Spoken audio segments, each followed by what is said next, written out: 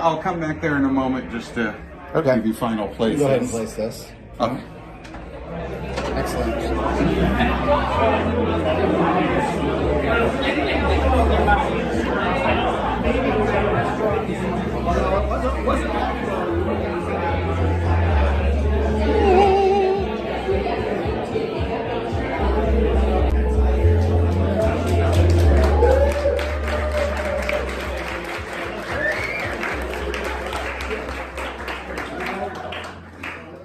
Good evening and welcome to the CT Comedy Theater.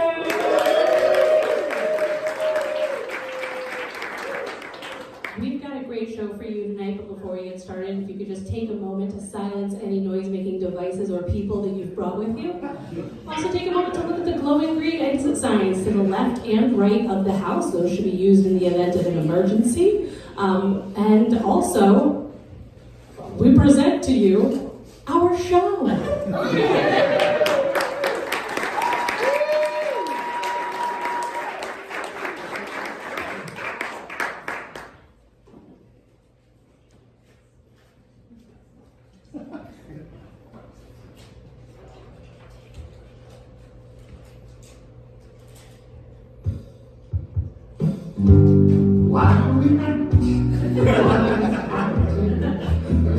Acting is just plain pretend, but if we pretend that we are acting, then when does acting stop and really begin? Acting is real, but so is faking, and there are fakings that seem bumbliness, reality sucks, and so does acting.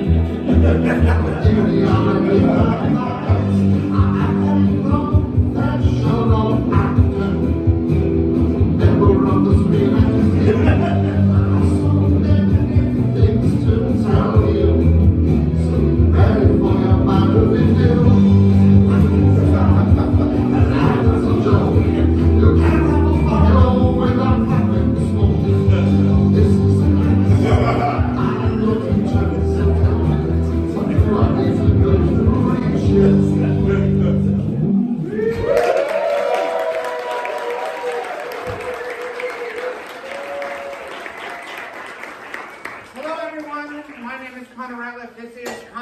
Presents the acting class.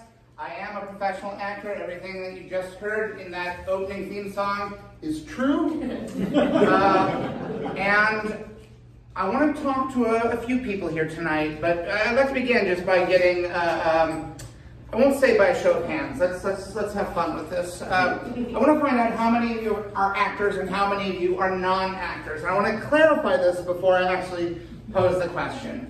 If you have ever done any acting in a school play, in a community theater production, at a professional, in any way, in a workplace skit, right? A college party that had a performance element to it. If you've ever become a character, pretended to be something other than who you are for the enjoyment of others, you are an actor. If you have not done any of those things, you are a non-actor.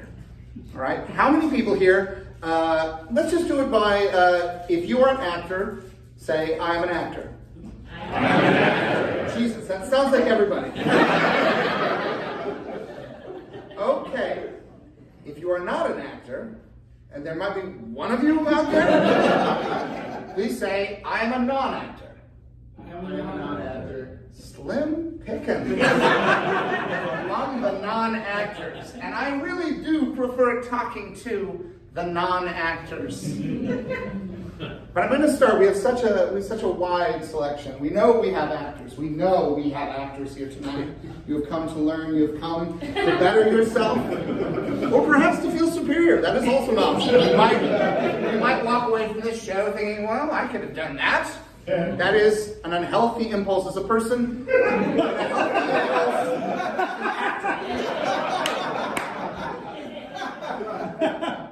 why not? I'll start out by talking to one of the actors here in the class. Who here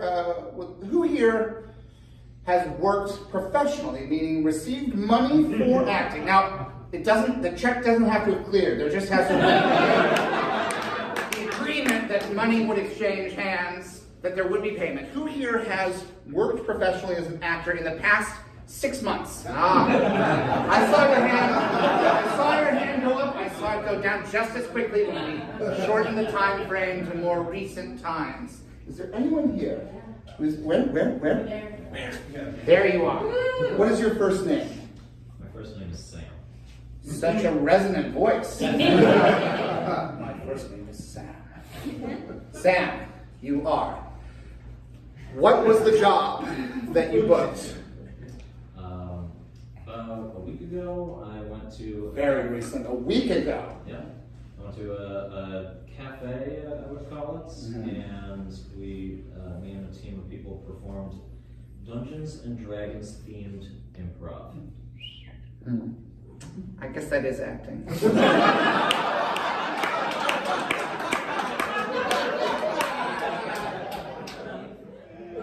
You got me there, Sam. So you were given money to perform Dungeons and Dragons themed improv at a cafe. The agreement was made that I would receive money for doing it. Have you done the acting? I did the acting, yeah. Yes, and the money is promised. Yeah. Sam, were you swindled? Were you No, swindled? I just said I haven't gotten He hasn't around to- requested it I yet. haven't put in my request for payment yet. Sam! Know your worth! I know we all had a good chuckle at what the acting was. Question. It's money, Sam. Money for acting. Ask for it. You deliver the acting, what is the wait? They probably think he doesn't want the money. The longer you let them think that, the longer that mentality will fester, not just in the world, but in the industry.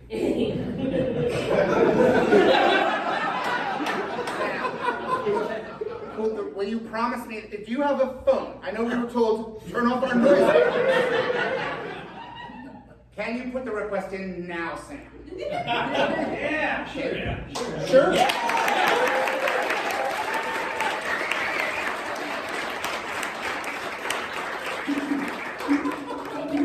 Sam, how will you word this request? What is the form? I'll take Sam. You're doing this on your phone, of course. What is your what email service you use? Do you use the Google Mail? Well, I'm going to be putting in the request through Venmo. Through Venmo. All right, so a little message. You are. You're not doing I'm Venmo. being told by my sources that it's me. Sam, have you brought your reps to the show?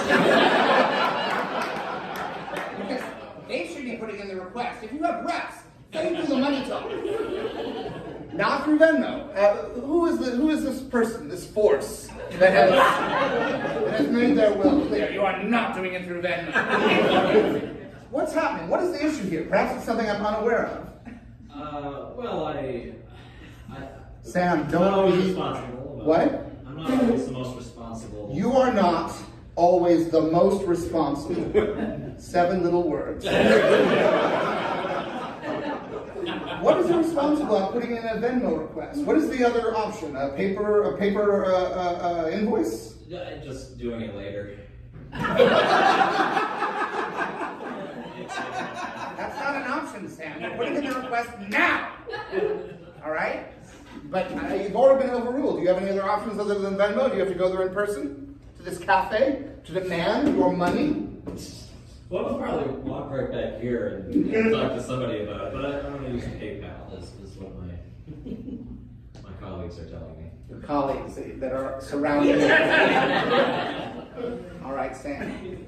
Put in the request. Get paid. I'm going to narrow the focus. No improv. If you got paid for improv, it's a miracle. But no, it's not helpful to what I bring to the table tonight. I need to speak to someone who's booked legitimate acting work. It doesn't have to be Ibsen, it doesn't have to be Shakespeare. It can be a commercial, it can be local radio, it can be anything other than Dungeons and Dragons improv. Yes. Oh no, you were just taking a drink. So there's all right. We're opening the time frame. Oh, no. Yes. Oh, now you see how I talk to people. Suddenly. Don't worry, I'll be kind to you. All right? You raised your hand when you said you've been paid to act. Sure. What was the most recent acting work that you That I got paid for was like a long time ago. It's okay. Okay. It's okay. Life is long, if we're lucky. What's your first name? Christopher. Christopher.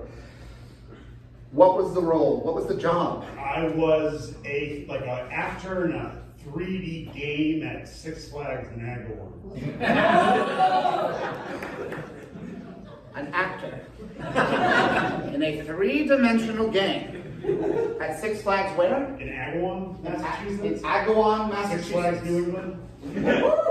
That was the game. What was the character? Did you play one character or many? I jumped around to different things. I Jumped around. You're part of the ensemble.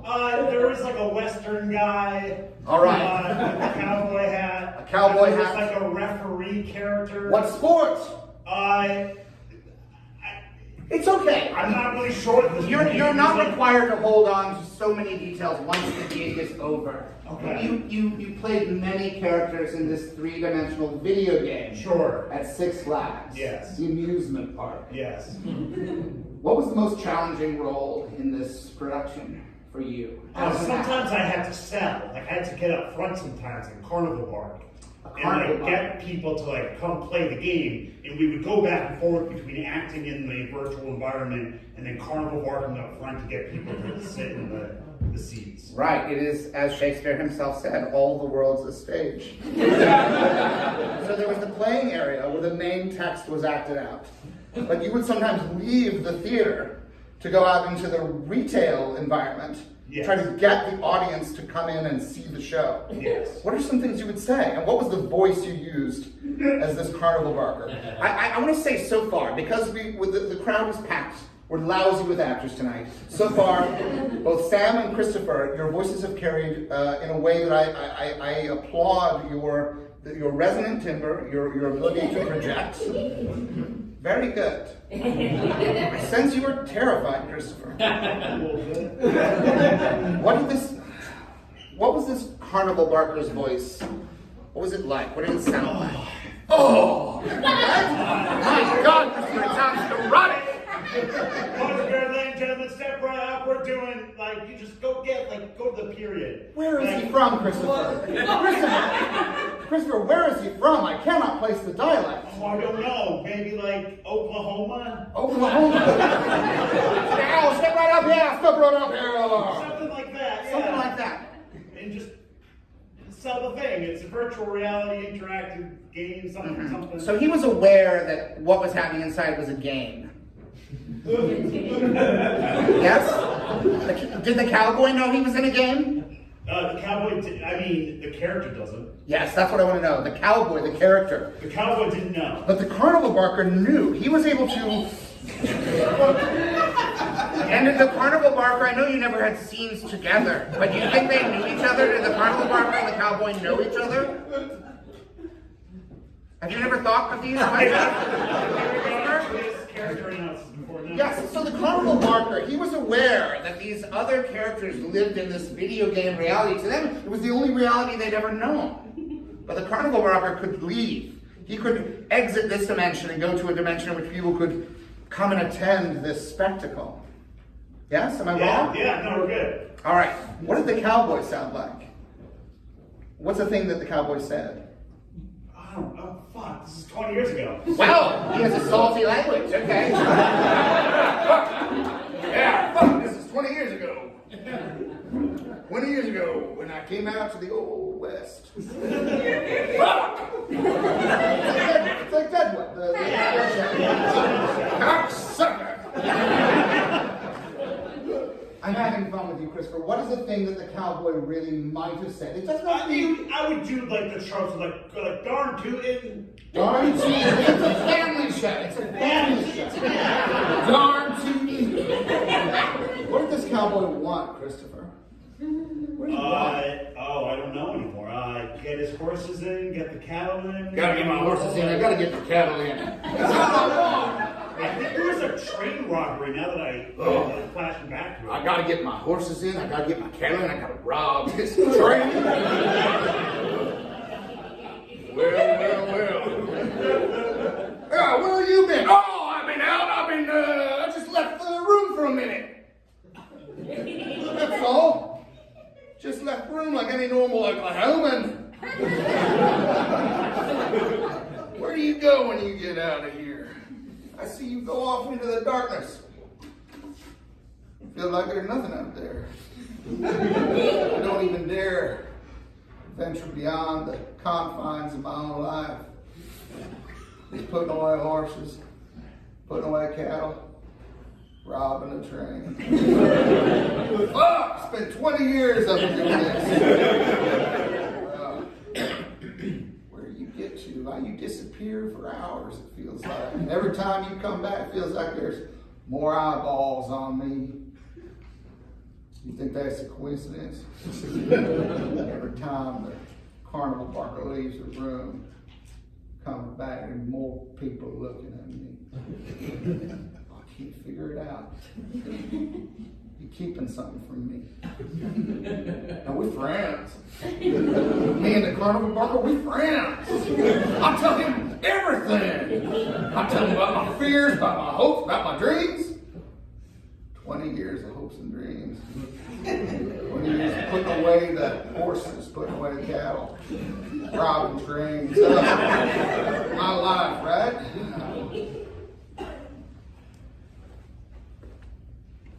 I lied to my friend. I hate myself. I hate myself for it, but I have to do it. It's what I do. I just went for some fresh air, right? No. I left this plane of existence. I went into another realm, into another world, where things are different. Come see the 3D video game experience! It's a 3D spectacular, a video game! Come one, come all, come see it, you won't believe your eyes! You won't believe your eyes! I just had to get some fresh air, that's all. I just had to get some fresh air, I had to get out of here, that's it. You know, I was just around the corner, that's all. Every day. I just can't risk telling him the truth. Cowboy's got a big mouth, he'll tell everybody else in the spectacular, everybody else in the video game, they'll all want to leave, they'll all want to just take a look. That's how it starts. We just go outside and take a look. I'll get some people to come in and see the video game spectacular. I can do it. Let me out of here. God, I'm so tired of doing the same thing all the time, just getting the horses in, getting the cattle in, robbing the trains.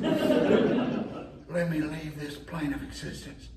Tell people come see the three-dimensional video game spectacular. I'll get people in here, I'll pull my gun out, I'll say, you get in here. Oh, I can't do that. Oh, I guess it's different, huh? Not like the Wild West. Pull your gun out anywhere you want, the Wild West. That's one of the things that makes it wow. Maybe I'll just go out there on my own. Don't need no permission. I'll just go out just for a minute. See what it's like. See how it's different. I just peek out. There ain't no harm in that. There ain't no harm in a little peek.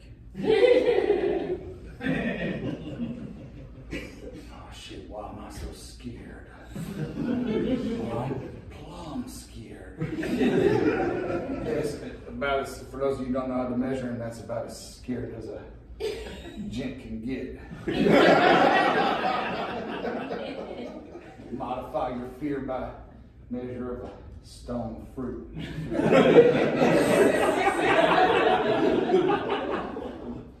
Here I go. All right, you varmints. You come with me to the three-dimensional video night through there,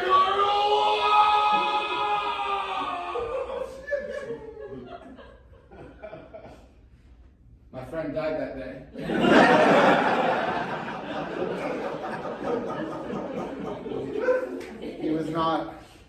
built for that experience. Why didn't I try harder to stop him? I guess I was scared. I was scared it would be the end of our friendship, and yet now our friendship is truly over. I only have the memory of him. I can barely remember anything. I mean, the wafer thin characterization.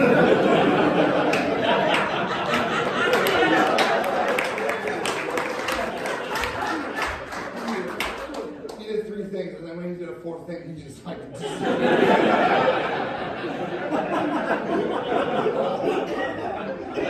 It's my fault! Me and my big mouth!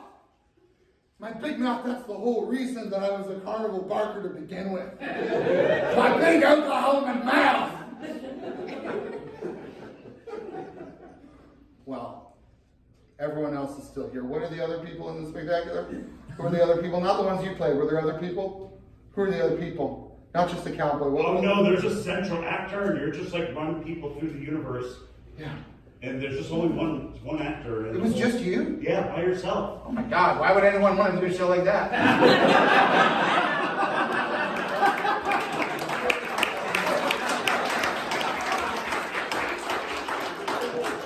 Why did you stop, Christopher? I stopped getting paid. All right. They stopped sending the checks all of a sudden, and then they got into a huge lawsuit. Six Flags just stopped paying He the was a 3. subcontractor. Oh, 5 Flags. The Six Flags subcontracted out the 3D video game experience. To a company called Ham on Rye. Ham on Rye. Charles Bukowski fans decided to start a 3D video game show at an amusement park. And there was a lawsuit? Were you a named, like... I was a part of class action. Oh my God, and how There did you wasn't any know? money. What? There wasn't any money. They didn't have any money? No money. Did you ever talk to any of the people who owed you money? I made a phone call like once as a, brash 19-year-old. You were 19 when you played the cowboy and Oh yeah, Colonel Parker and the everyone summer else? before college. What year? Let's date you. 2003. 2003. All right. Early Gulf War II. And you're on the phone, and who are you talking to? To the owner of the company. The owner of the The subcontractor. subcontractor. Before we have this conversation that you and I are going to have,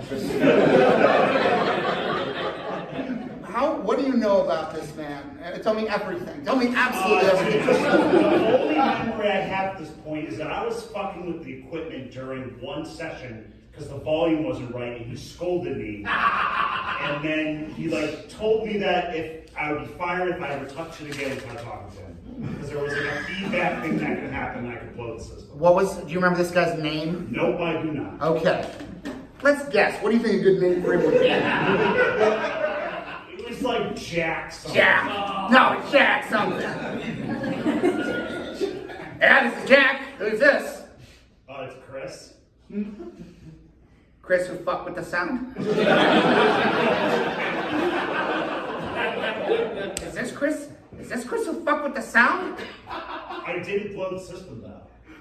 You didn't blow the system? I did not. You fucked with the sound, but you didn't blow the system. That's interesting. So you admit that you fucked with the sound, Yes. but you deny that you blew the system. I did not blow the system. Look, you know what? I think you did blow the system, Chris. And guess what? I'm gonna blow you too. All right? You're not getting paid. You're not gonna see a dime of that money. You blew the system, Christopher. I had to fucking sue you. I had to come to your house and burn it down around you.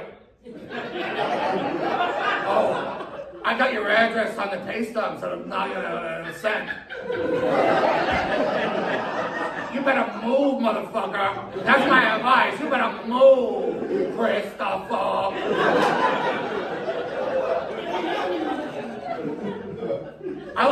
You better not ever try to act again.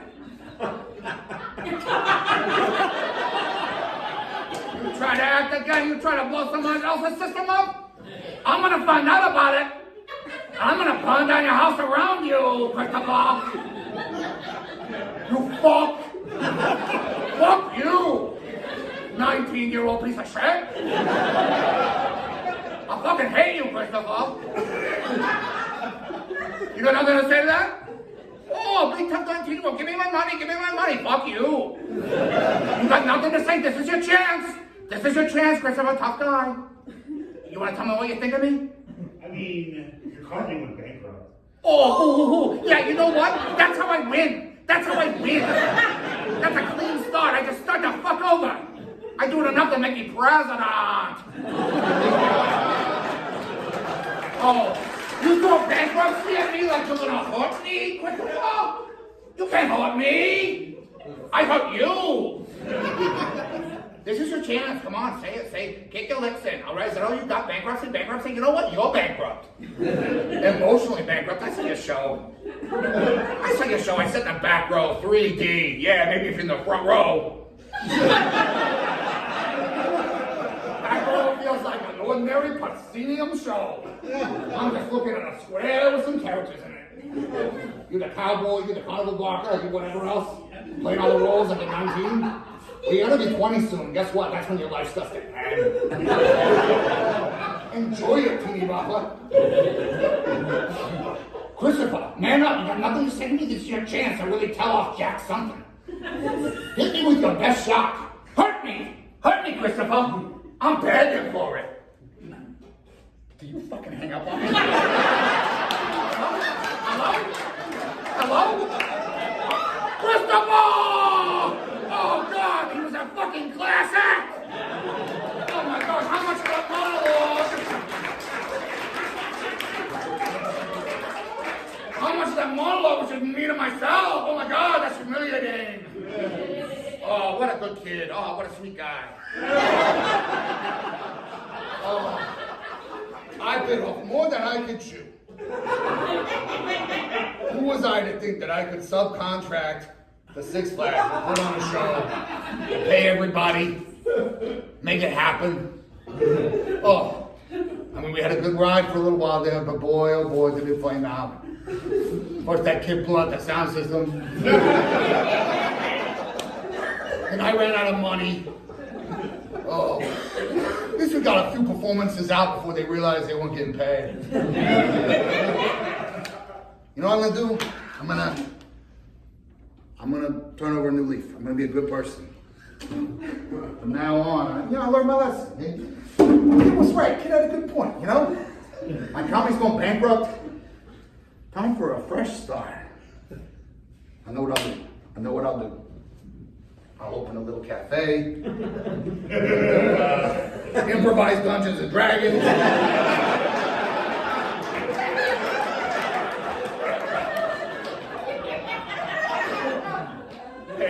Pay them. But I'll get the kind of people.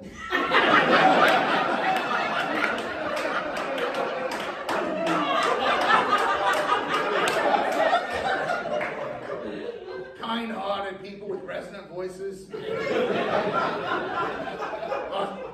I'll say to them, hey, just all you gotta do is ask, and I'll pay you. You gotta ask. If you don't ask, that's on you. My big mistake with the 3D video game was I said to them, I'm gonna pay you, I'm gonna pay you, I'm gonna pay you, I'm gonna pay you. I told them all I was gonna pay them, and I couldn't pay them. What I should have said is, if you wanted to pay, all you gotta do is ask. After the show is done, ask me. Not on Venmo. Not on Venmo. No! Not on Venmo. Just ask me. And I'll pay you. All right? I promise you I'll pay you. You do the show, then you ask, and then I pay. And I bet about 30 to 50% of the time, only 2 of the 4 steps in that process will be completed. And that is the business model for improv comedy in the 21st century.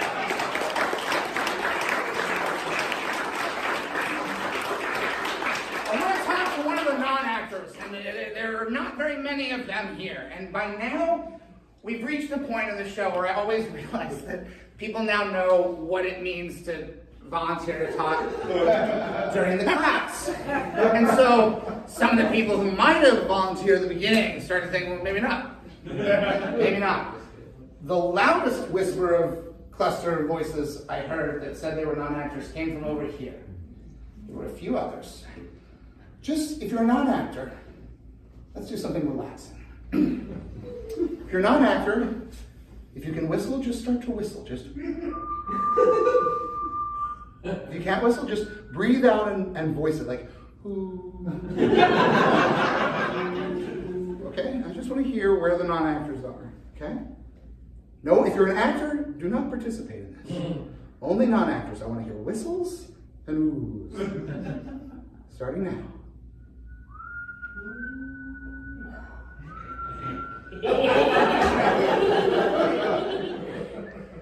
I want to hear this person talk. The non-actor over here. What is your first name? I promise I will be nice. My name is Drew. Drew, like the verb. Yes? To draw a picture, to draw breath, Drew. Active name for a non-actor. Drew, what do you do? I work in sales. You work at sales.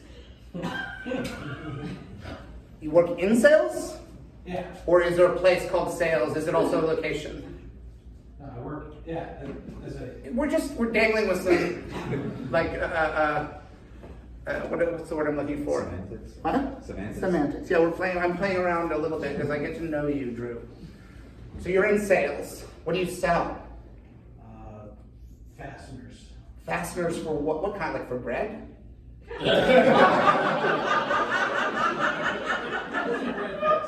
What? What is a bread fastener? What are you talking about? Like the little thing at the end of the...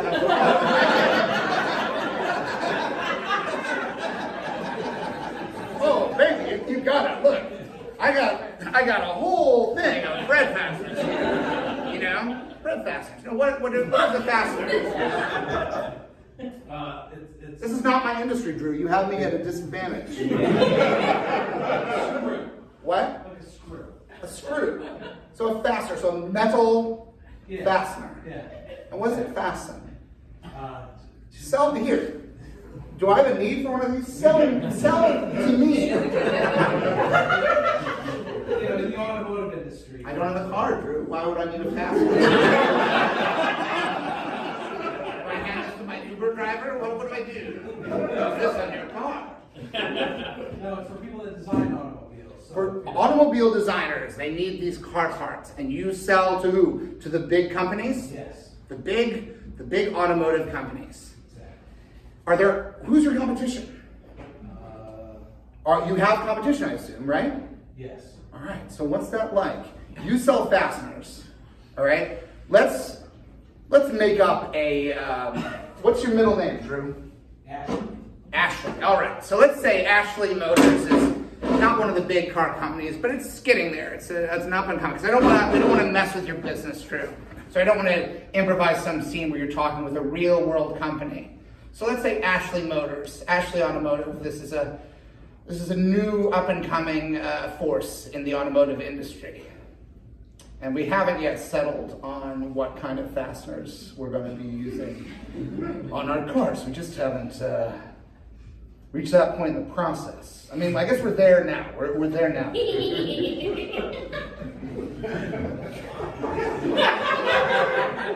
Why should I go with your fasteners, Drew?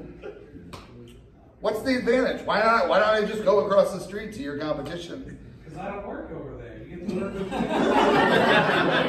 All right, so you're selling me the personal touch. It's you as a human being. You're the reason, because I should, trust you? Yeah. All right, Drew, tell me why.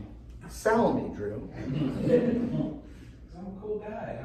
Oh, I like that, Drew. I mean, the whole reason I started designing cars is I wanted to live a cool life. I wanted to surround myself with cool people. And now you're telling me you're a cool guy, Drew? Well, that's music to my ears, Drew. I'm a cool, high-energy guy. Jesus Christ! Oh my God! I'm gonna buy your fasteners, Drew. Drew, I wanna go away to Vegas with you, Drew. Jesus Christ, you're compelling. Tell me you're not like this with every customer. Are you this charming, Drew? No, I got a special connection with you. God, I really fucking feel it, Drew. Tell me, how many fasteners in one individual automobile? Honestly, there's over 1 million. Okay, how much per fastener?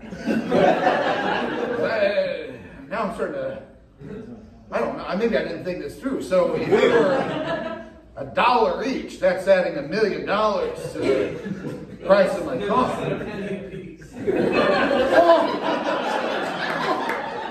Oh, God, damn. Oh, that's much better. Okay, so a penny a piece. Oh, you're gonna have to help me, Drew. I gotta tell you, I flunked out of college math. I flunked out. My college professor, he says, get out of here. Actually, you don't belong in here. How much is 1 million pennies? And you said it was over 1 million fasteners per car. I mean, I'm thinking about my car. All right? I got 1 fastener on the driver,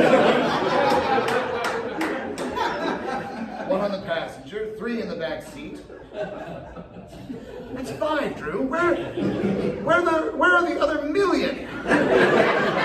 Where'd they go? Everywhere? Everything together, yeah.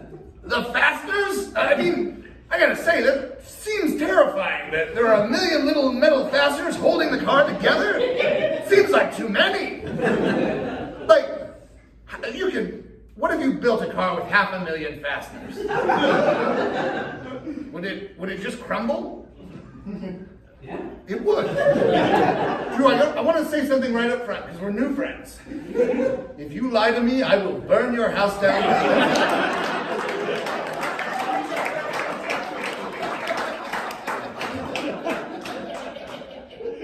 Never lie to me, Drew. Even if you think it might be fun. I want the truth from you. I don't know about you. I don't know about fasteners, all right? I'm a big picture auto designer, all right? I want to know what color the car looks like, how fast it goes, how cool it is. More than 1 million per car, at a penny a piece. Oh, how I wish I knew how much money that was. Bad at business, Drew. Bad businessman. I'm a cool guy. I'm a good person, except when I'm riled, in which case I will do just about anything. I'm capable of terrible things. I'm not proud of that. I tell it to you because we are friends. Drew, you realize that what you do is acting. You realize that, Drew? What?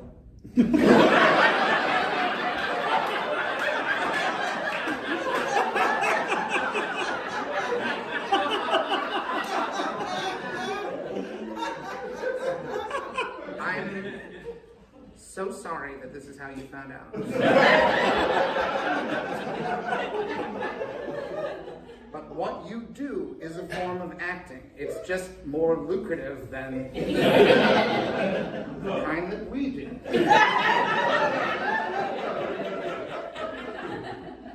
The Drew that speaks to these clients is different than the Drew who speaks to me or who speaks to your real friends in real life. He's a character that you play. He has the same name. He looks like you, Drew. But he's not you. Remember that the next time you're making a sale. You're also doing a show. Do you remember that, Drew? Yes, sir. One of the non-actors over here. Who is willing to speak to me? Of any of the non-actors over here? None? Fair enough. We're going to have to talk to another actor. I'm sorry. I wish I could have prevented this. Who is an actor over here who has worked, who's done something very challenging as an actor? Something that really pushed yourself in the past, let's say, 10 years. Anyone? Any actor who feels like you have performed a role that really challenged yourself? We only did the easy role? Yes? I technically had a paid acting gig where I was horribly miscast. You had a paid acting gig where you were horribly miscast. What was the role? It was for a haunted hayride. A haunted hayride. So this is immersive, interactive theater. Outdoors? Yes. Yes. And what was the role? Hooded murderer. Hooded murderer. Yes. And how did you approach the role? You have, just to be clear, I'm assuming, you have never murdered. That's correct, yeah. All right, don't hesitate when you're... just a slight note, like when someone says, "Are you a murderer?" Don't go like, no. You want a clean, emphatic delivery on that. 'Cause otherwise, it sounds dodgy. So you've never murdered, but you had to play this role. How did you get into character? And what was the scene that you had to do? Was it limited to it in space in some way? Like people would come by you? Yeah, so this was at the Westbrook Elks Club. Nice.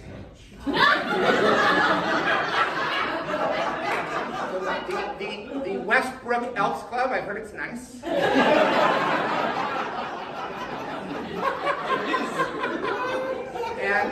And at what point how long was the ride experience for an audience member, for a participant? Roughly 2 minutes. A 2-minute hayride. It was horrible. Okay, so that you get on the hayride, and 120 seconds later, the hayride is over, new people get on it. Yeah, correct.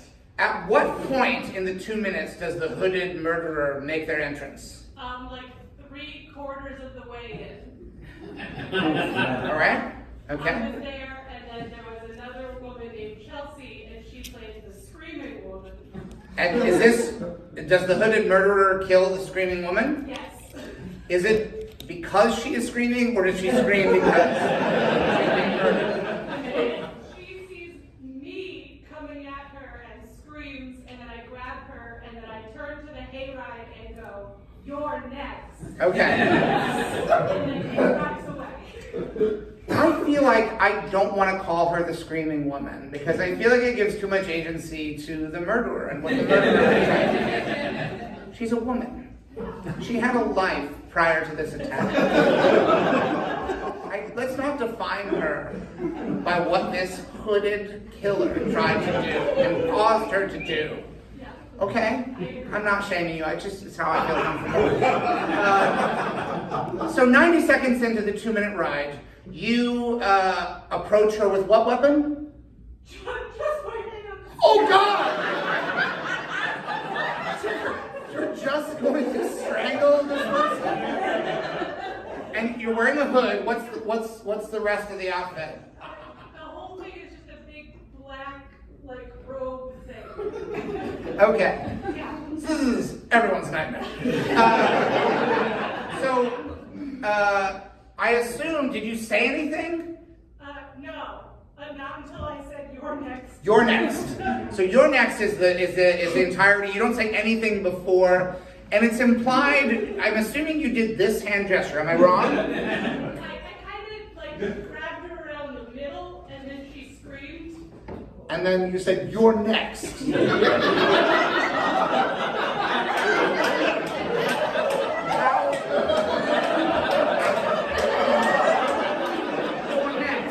I'm not sure I would jump to murder if that happened again. I don't like this. But she knew this is a murderer.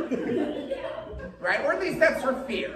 You don't know. It's a stranger. Yeah, I kind of grabbed her, and then she fell to the ground, and then I went, "You're next," and then usually the hayriders are like, "This isn't scary."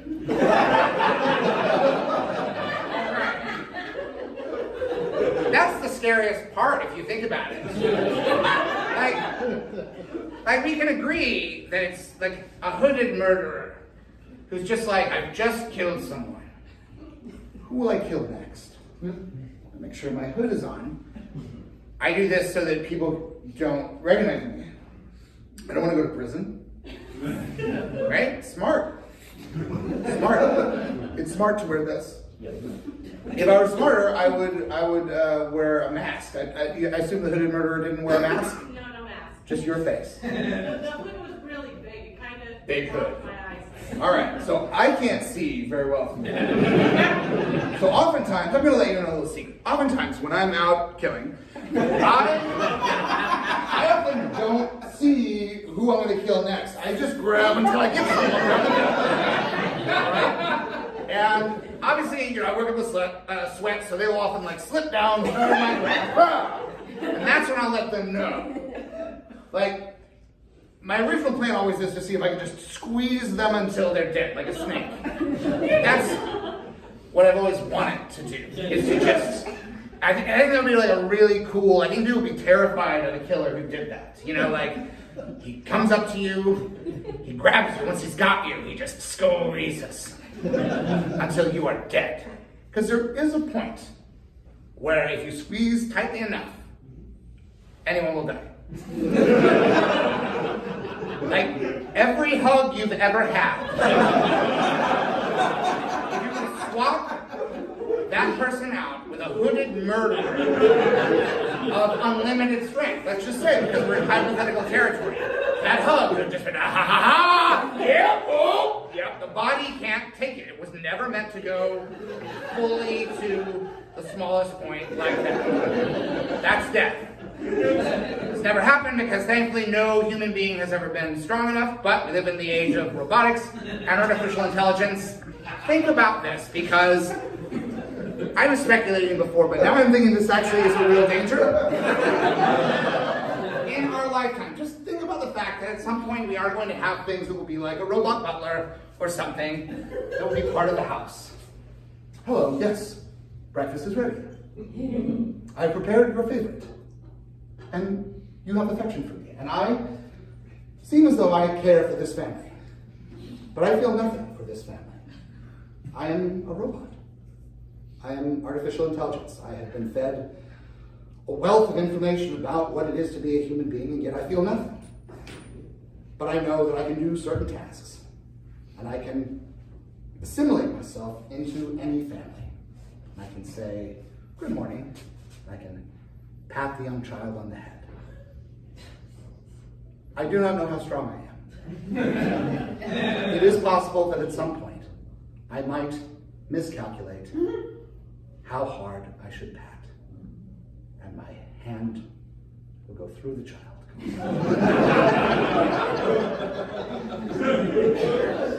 Laughter, interesting. Now I have learned that. Everyone liked it. One person said no, but there's always an outlier. There's the side that proves the rule. I learned to hug. And at some point, a hug might continue. Because people like hugs. And I don't know what this noise is that I'm hearing. I've never heard them make this noise before. The hug is now over. Oh no. Perhaps I am capable of feeling something. For I feel regret. I should not have done that. They are gone. Shit.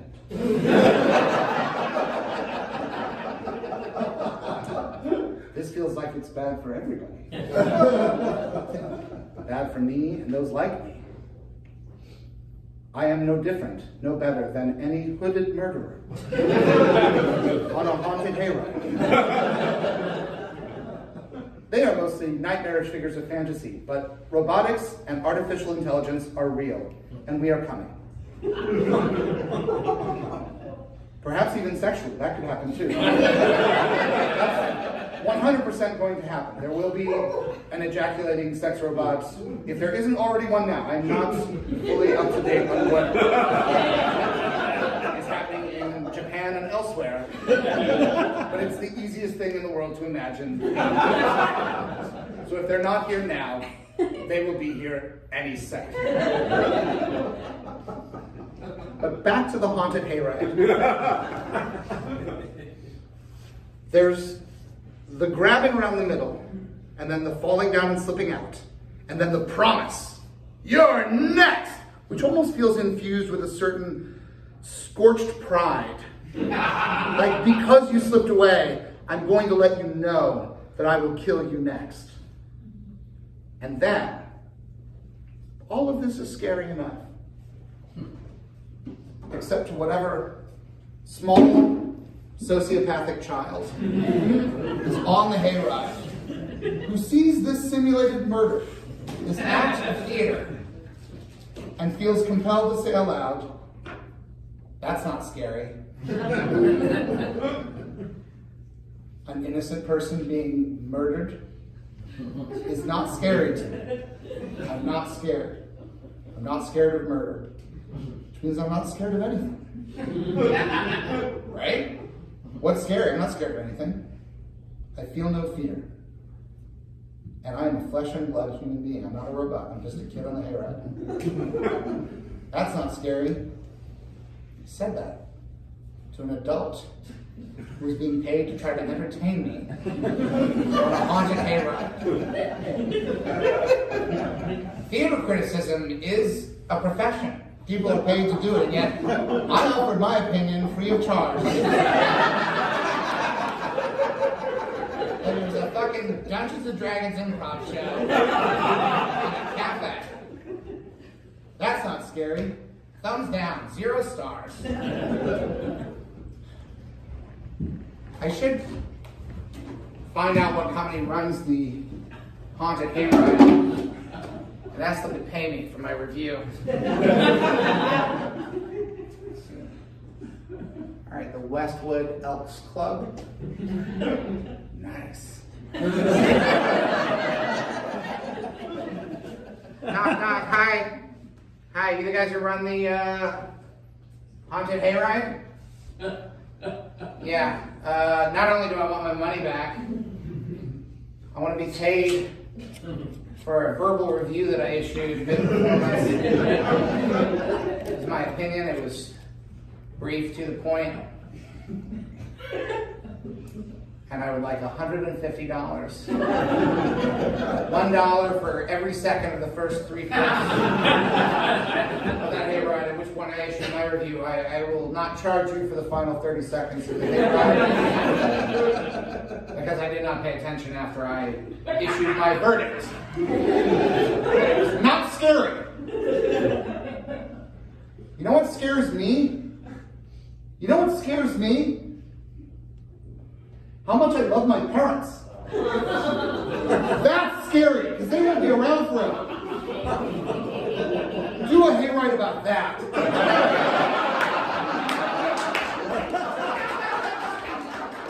A hooded murderer? Really? Oh, it's so scary. You know what's scary? Losing the people who've been good to you your whole life.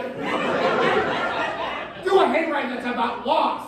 Not some invisible thing that doesn't exist. Not some phantom fear that never faces any real reality except in the margins of society. I mean, if you're faced with a hooded murderer, you really drew the short straw. But everybody's going to lose the people they love. Why can't we ride around and watch that happen? Really fucking get into it. Dig in. And I suspect the members of the Westwood Elks Club don't have the stones to do anything truly frightening this Halloween.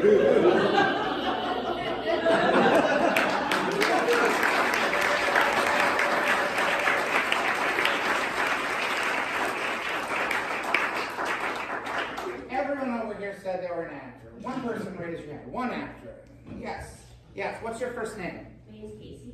Casey. Casey at the back. Do you like that poem? I've read it and I know of it because of people telling me about it. Yeah, just like me, just like what I did. You must be sick of that poem. No, you take it with good humor. Yeah. Casey, do you play baseball? I played softball. All right, that's a form of baseball. To Yeah. me, I don't know sports. Yeah. So when someone says softball, I say, oh, it's baseball, but soft, right? Yeah, exactly. And softballs are bigger than baseballs? Yeah, they're big. And they're not soft. No, I think Like if you throw a softball at someone, it would hurt. yeah, because they're not soft. Like we know what soft things are. We live in a Nerf world. I never understood it. But anyway, Casey, let's talk about your acting. Sure. What is your most recent role? So the one I was going to tell you about is like a workplace skit that I was in because I did acting in school. Okay. I haven't done like a paid thing, but I did recently do a workplace skit that was about Victorian spiritualism. Victorian spiritualism? Yeah. What is it your workplace or someone else's workplace? It's my workplace. What industry do you work in? Museums. Museums? Yeah. All right, so was it at the museum? Yeah, it was like a video for social media. A video for social media Yeah. filmed at the museum? Yeah. Who organized it? It was organized by our social media manager, Okay, what's their first name? Angie. Angie. So Yeah. Angie, how did Angie break it to you then? Like, how did you get involved in it? Are you friendly with Angie? Yeah. What's Angie like? Oh, Angie's so funny. She's young, and she's from New York, and she's got a master's in marketing and sales. And we're going to be doing a workplace sketch or skit Yeah. for social media. Yeah. And I want you to be a part of it, Casey. I know you've done acting in school. I know you haven't done acting for money. And you won't be paid extra for this. I hope that's okay with you, Casey. It's totally fine. Is that fine? Okay. Now, Casey, tell me, not Angie, tell me about the skit. Yeah, so the skit is about, we have a tour called Spiritualism as a Resistance, and it was basically 3 women and non-binary folks who work at the stores that are playing blustery Victorian men who are approached by a Victorian woman who encourages them to do a seance so that she can encourage them to become supporters of women's suffrage. Okay.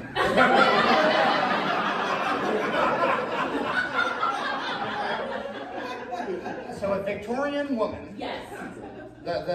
We'll just deal with the characters in the sketch. There's a Victorian woman Yeah. who's talking to 3 blustery men. Yes. Victorian men. Yes. And she wants them to do a seance Yes. so that they will understand women better Yeah, I think so that they could believe that women have rights. by talking to women who are dead. By talking to men who are dead. By talking to, so these men are going to talk to men who are dead. Yes. And what are they going to learn from these men that will cause these living men in the Victorian era to change their antiquated, or I guess contemporary at that time, about women? I wish you were in the room when we were writing. Here's the thing, Casey, I don't think they should talk to women, though. Oh no,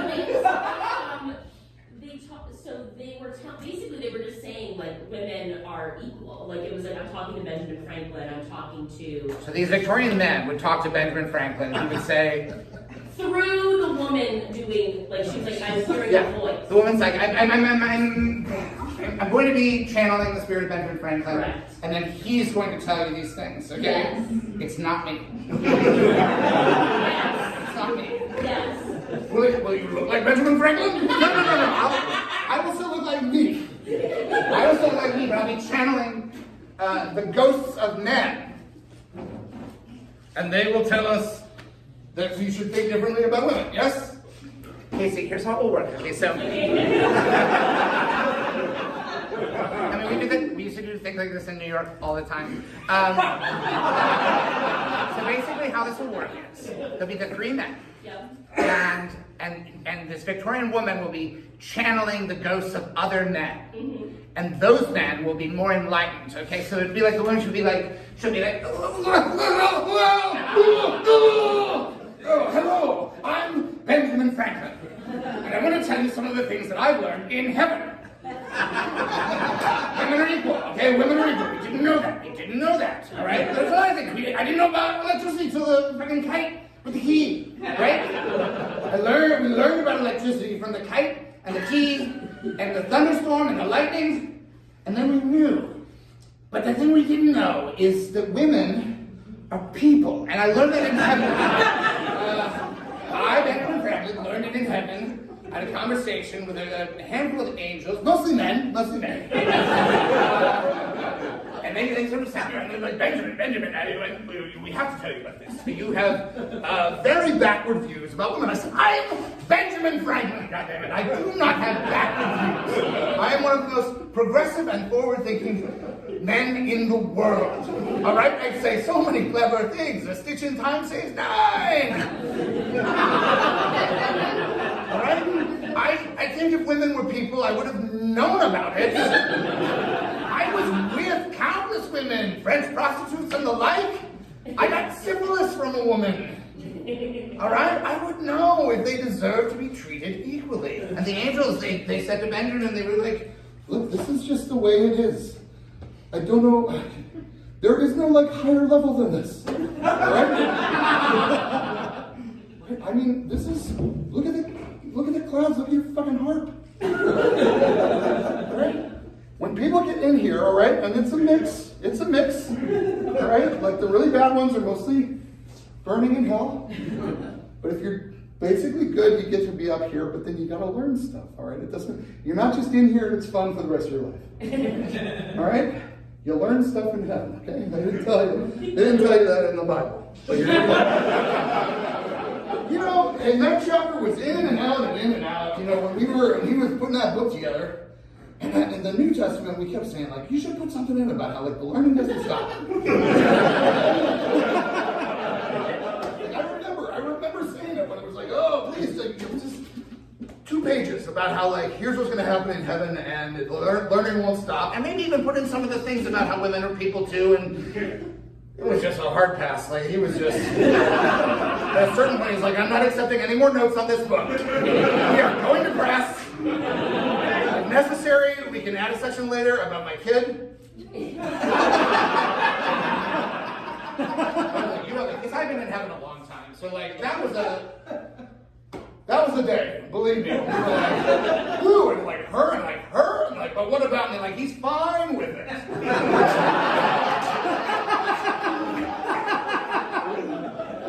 Anyway, Benjamin, I'm telling you, Benjamin. You're gonna keep, I know you're smart down there, but there's a lot that you don't know. There's all sorts of things about how to treat all people well. All people well? Good God. What about the people in hell? No, yeah, right. Treat all people well. I mean, every now and then someone from hell escapes, gets up here. Treat them well, like tell a manager.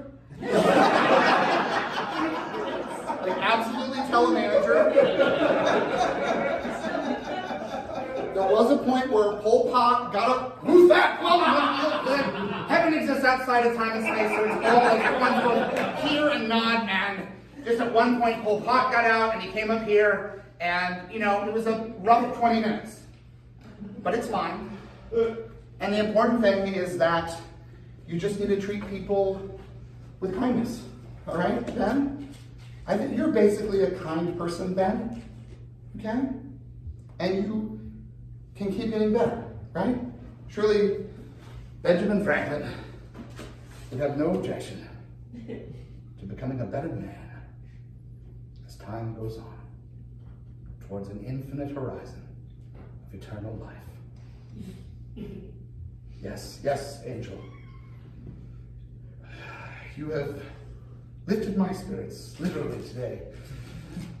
To think that, going forward, I will continue the learning process. That's what that angel told me. Oh! And now I'm just a Victorian woman.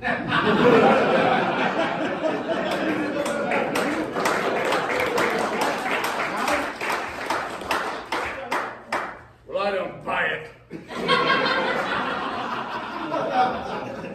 For 1 second. I think you pretended to be Ben Franklin because you thought that would influence us. And it won't. We are going to continue to be shitty to women forever. And then we're going to go to heaven or hell, and may the chips fall where they may. That's the way we 3 Victorian men. Yes, speak for yourself.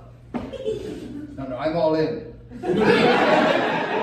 I like this. Treat women A little better, right? Not a lot, like a little better. Not crazy. Treat them a little better. I don't see the harm. I don't either. As a matter of fact, I think we could treat everyone a lot better. No, that felt wrong. Never mind. And then Casey. Yeah. We're searching for a button for the end of the skit. And we're just blocked because we don't think these Victorian men, we don't think they would change. Yeah. It's a little bit too revisionist. I mean, it's fun, but we want something that has a little bit of bite to it, a little bit of sizzle, a little bit of, just like something a little bit spicy. Yeah. What do you think, Casey? How should the skit end? Maybe they all like get up and they say like, all right, let's go vote. That's because they have the vote. Yeah. Yeah, I like that. Okay. All right. So the men go vote. Does the Victorian woman go vote? She can't, right? Legally. Right. But it is just a skit. Maybe they give her the vote. I'll try it. Well, if we can take it out if we don't like it. She'll say, I'll go vote too. And then the men can be like, is that legal? Yeah, that's fine. Yeah. We'll figure it out. It's just for the socials. It's just a bit of fun for the socials, Casey. Yeah, maybe it ends on a look. But a look? Yeah. Like it's a video. LEWK? I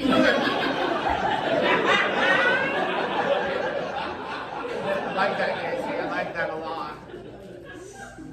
I like that a lot, Casey. Casey, I like that you work for the museum. Oh, thanks. You're welcome. I'm glad you're here too. What? I'm glad you're here too. Oh, it's so nice of you to say that. Thank you. All right, back to work. Okay.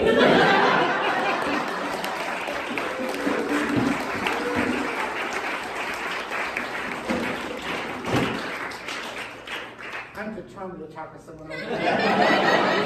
Anyone here who's willing to talk to me, actor or non-actor? No? Too few people, yes? All right. First name? Dan. I've spoken before, Dan. Yes. I'll confess, when I'm doing these shows, I can't see anyone's faces. You're right in the front row, so I know it's you, Dan. Dan, you're an actor. Yes. Yes. Per your description of an actor, yes. Yes. Was there ever a role that you performed that you felt like, I just can't find it. I don't know what, there's always, I'm not quite. Has there ever been a role you've struggled with? A lot of them are like that. Yeah? What do we think the problem is, Dan? Give me an example. If we think of one, what's like the one that pops into your mind? A character. I got it pretty quickly. Okay. I did a scene in a car with a seatbelt, and I could not think of where to go with it.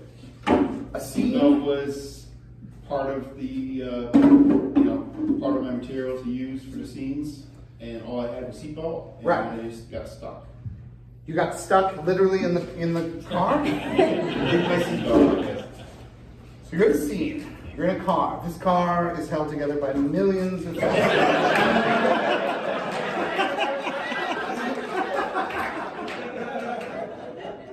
this character have a name, Dan? Was he the driver? He was the driver. Does he have a name, Dan? Remember what you named me, Kevin? Stewart. So Stewart's driving this car. And you were stuck. You were in the car. And tell me something about Stewart, Dan. Well, my Stewart's problem was he just talked about seatbelts. He didn't have the foresight to move on from that.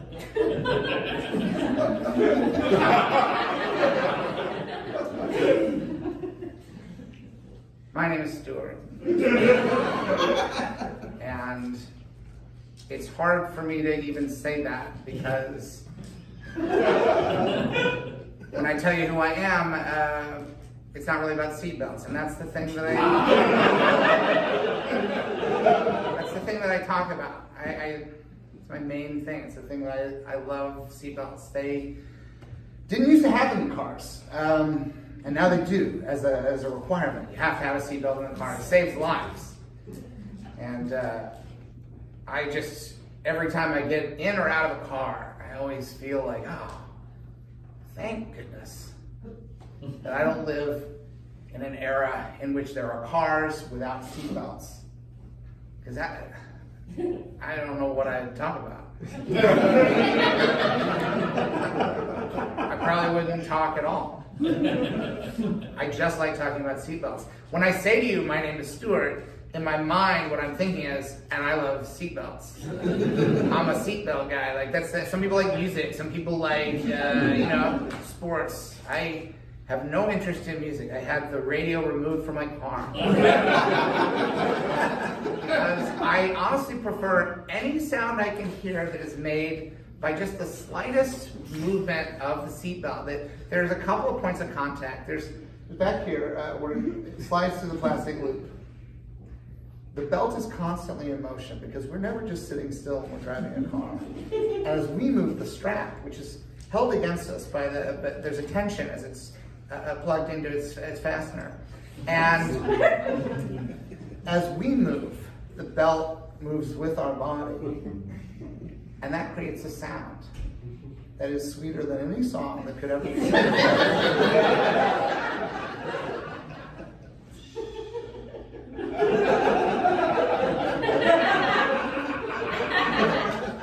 Sometimes you pull it out like that, and let it snap back at you. All right, okay. Got a little fight in it. And if something ever goes wrong when I'm driving a car, and heaven forbid I'm in some sort of accident, the seatbelt's gonna maybe save my life. It's gonna be the difference between not being around anymore or being around more. So yeah, why would I talk about anything else? Sometimes for fun, because I'm often driving alone. Buckle up the other.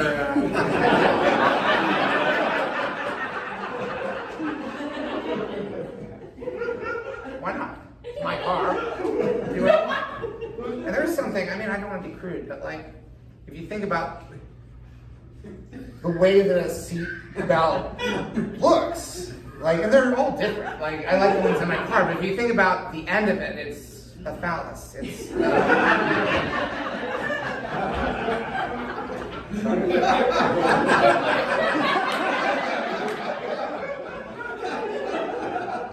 very act of fastening the seat belts, the pull and the tension and release, and then you find.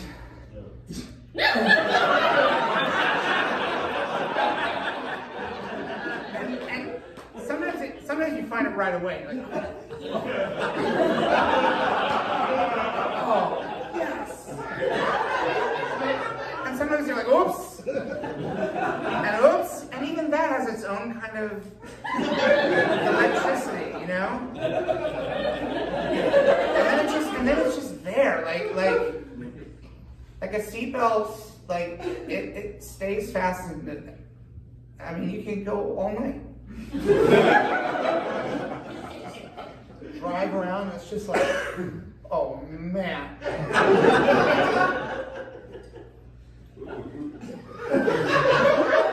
And then, when it's time to unbuckle, and even that word, buckle, I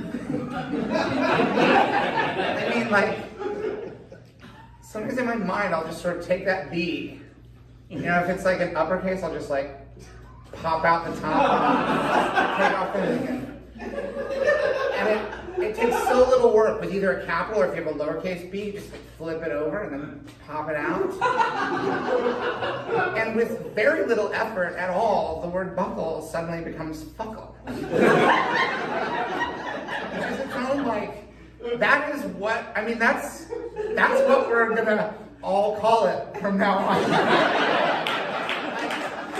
Buckle up. Buckle up, everybody. Oh, buckle your seatbelt.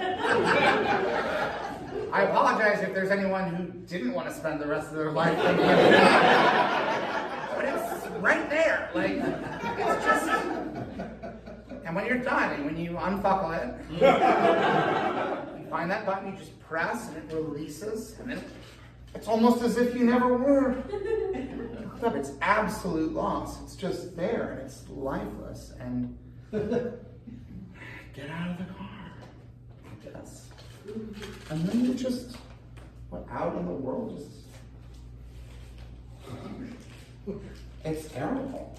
I mean, this feels vulnerable in a way that I don't want to be. Like, I feel unsafe.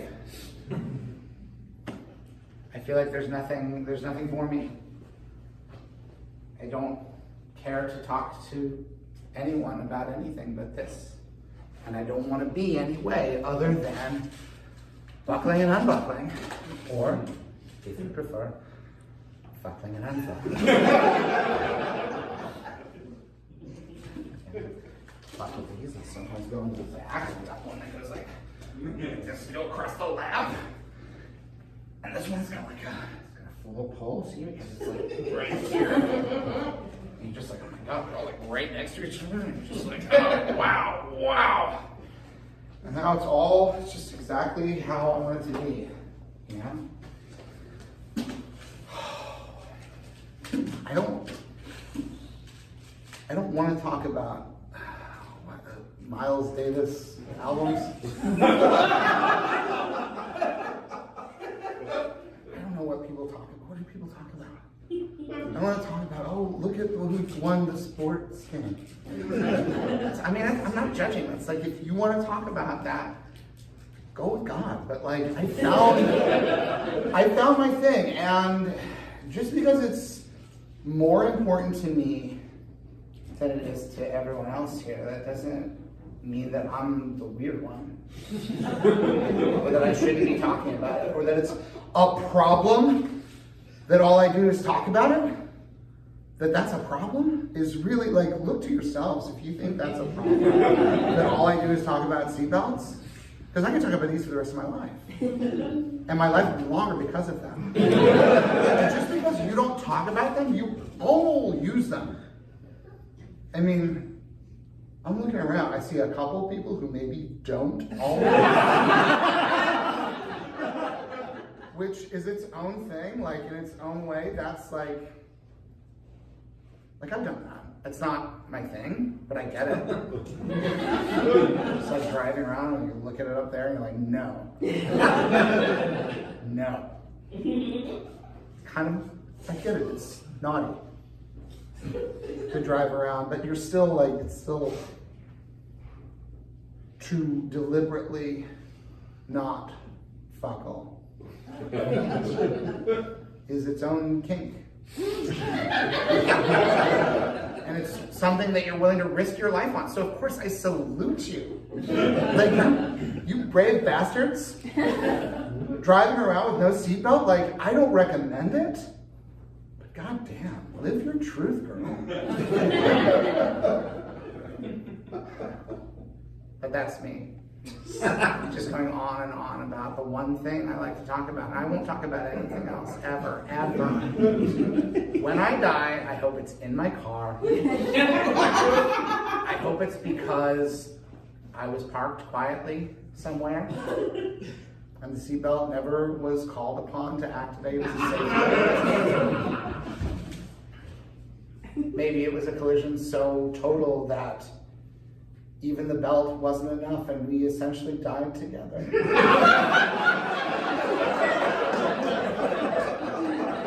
Because they don't recycle the seatbelts from a demolished car. No one looks at a wrecked automobile and says, hey, make sure to take the seatbelt out. We can reuse it in a new car. No one is driving around in a car like, yeah, this is a seatbelt from a different car that got completely totaled in a fatal catastrophe. But they saved the belt and the buckle, and now I buckle it in my own car. I'm sorry for boring you all like this. But I want you to know it's not a problem. Like, everyone is interesting, and the things that people are interested in are interesting, even if they're not. All right? So only being able to talk about seatbelts, Dan, is not a problem. The only reason I am stopping is because the show has to end.